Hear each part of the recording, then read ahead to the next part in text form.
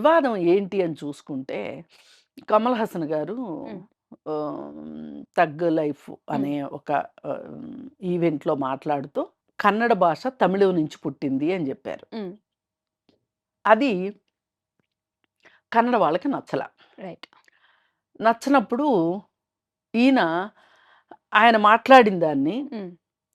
సాధికారింగంగా నిరూపించటమైనా రావాలి. రైట్. లేదు అంటే, అరె! మీరు బాధపడ్డారా? హ్మ్. బాధపడకండి.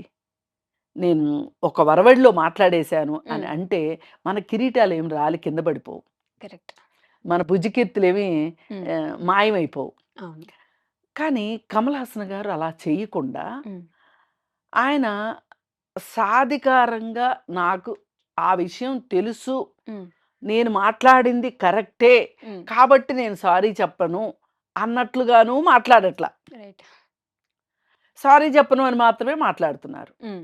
కానీ అసలు విషయానికొస్తే వాస్తవం ఏంటి అని చూసుకుంటే, మన తెలుగు, హ్మ్. కన్నడ, తమిళం, మలయాళం హ్మ్. ఈ 4 భాషలు కూడా మళ్ళీ దీంట్లో చాలా యాసలు, హ్మ్. చాలా ఇంకా చిన్న చిన్న ప్రాంతాలకు హ్మ్. సంబంధించిన ఉపభాషలు ఉన్నప్పటికీ కూడా, హ్మ్. ఈ ప్రధానమైన 4 భాషలు